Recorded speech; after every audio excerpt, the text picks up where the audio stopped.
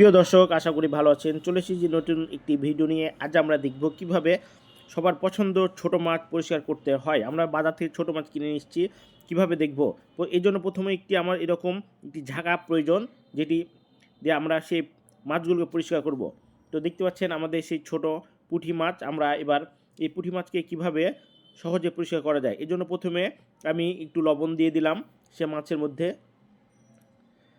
লবণ দেওয়া হলে এবার মাছগুলোকে আমি একটু ভালো করে মিক্স করে নিব, যাতে লবণগুলো প্রত্যেকটা মাছের গায়ে লেগে যায়। যে দেখতে পাচ্ছেন আমি এভাবে মাছগুলোকে লবণের গায়ে মাখাই দিচ্ছি। তো এভাবে মাখানো হয়ে গেলে একটি প্লেট দিয়ে 5 মিনিট ধরে রেখে দেব।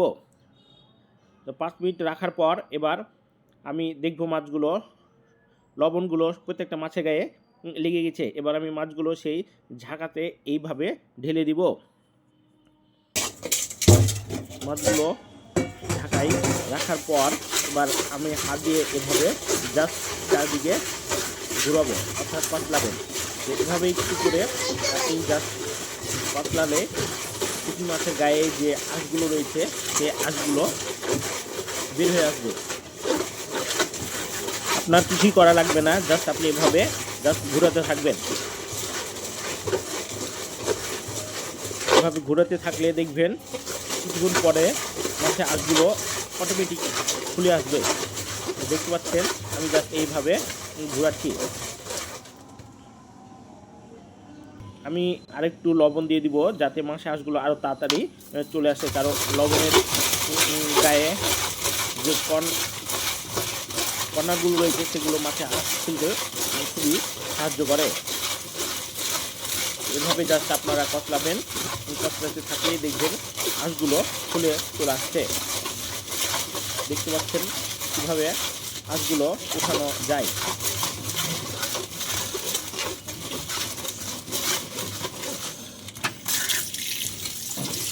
দেখতে পাচ্ছেন আঁশগুলো উঠে আসছে। আমি জাস্ট প্রথমবার এই মাছগুলোকে একবার ধুয়ে নিব, তাহলে যে আঁশগুলো উঠেছে সেই আঁশগুলো পরিষ্কার হয়ে যাবে। আমি মাছগুলোকে দেখতে পাচ্ছেন এই যে পানিগুলো নোংরা হয়ে গেছে, অর্থাৎ মাছের আঁশগুলো উঠছে। তো আমি আবার আরও কিছুক্ষণ ধরে কচলাবো, তাহলে মাছের গায়ে যত আঁশ রয়েছে সবগুলো উঠে যাবে।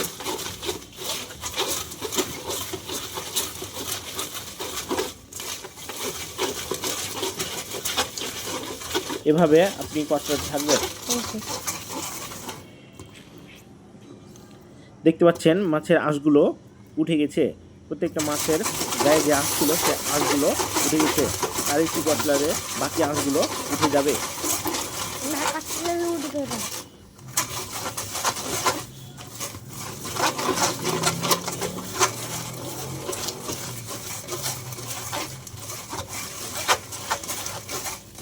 এইভাবে কচলালে বাকি আঁশগুলো উঠে যাচ্ছে। দেখতে পাচ্ছেন ঢাকার গায়ে মাছের আঁশগুলো লেগে যাচ্ছে, অর্থাৎ মাছগুলো পরিষ্কার হচ্ছে।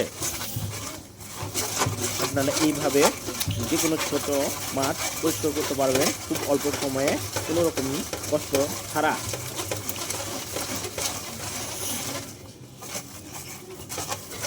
আমাদের মাছগুলো অলমোস্ট হয়ে গেছে। আর একটু ঘষা দিলে বাকি যেটুকু আঁশ রয়েছে সেগুলো উঠে যাবে। যে দেখতে পাচ্ছেন আমাদের অলমোস্ট মাছের আঁশগুলো উঠে গেছে। এবার জাস্ট আমরা পরিষ্কার পানি দিয়ে পরিষ্কার করে নেব মাছের আঁশগুলো, যাতে আমাদের রান্না করার উপযুক্ত হয়। এই যে দেখতে পাচ্ছেন মাছের আঁশগুলো উঠে গেছে। এবার জাস্ট পরিষ্কার পানিতে মাছগুলো ভালো মতো ধুয়ে নিব। দেখতে পাচ্ছেন মাছগুলো পরিষ্কার হয়ে গেছে, মাছের গায়ে কোনো আঁশ অবশিষ্ট নেই। এভাবে 2বার করে পরিষ্কার পানি দিয়ে ধুয়ে নেবেন, তাহলে মাছগুলো পরিষ্কার হয়ে যাবে।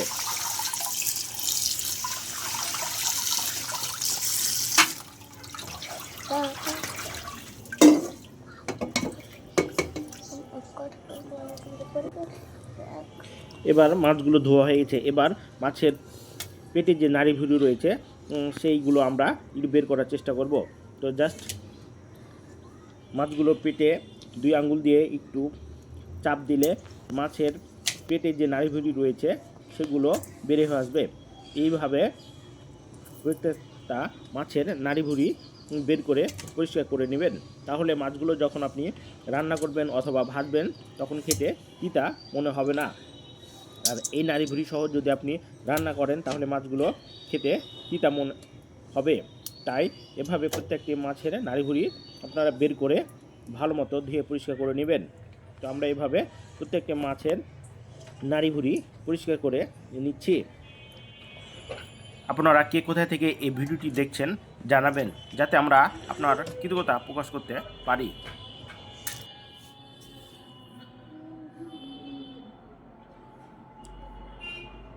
আমাদের নাড়িভুঁড়ি বের করা মোটামুটি হয়ে যাচ্ছে।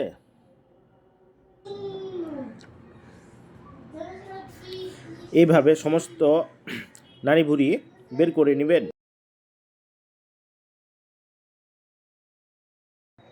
বের করা হওয়ার পরে সমস্ত মাছগুলোকে পরিষ্কার পানি দিয়ে আবারও ভালো মতো ধুয়ে নেবেন। তাহলে মাছের গায়ে যে নাড়িভুঁড়ি বা তেল চর্বি রয়েছে সেইগুলো বের হয়ে যাবে। তো দেখতে পাচ্ছেন এবার নাড়িভুঁড়ি বের করে মাছগুলোকে আমি পরিষ্কার পানি দিয়ে পরিষ্কার করে নিচ্ছি, যাতে আমি মাছগুলোকে রান্না করতে পারি। তো এভাবে আপনারা সে মাছগুলোকে কয়েকবার পরিষ্কার পানি দিয়ে পরিষ্কার করে নেবেন। তাহলে মাছের গায়ে চর্বি বা ময়লা রয়েছে সেগুলো পরিষ্কার হয়ে যাবে। দেখতে পাচ্ছেন কি সুন্দরভাবে সমস্ত মাছ পরিষ্কার হয়ে গেছে। এবার আপনি এই মাছগুলোকে রান্না করতে পারবেন বা গরম তেলে ভাজতে পারবেন।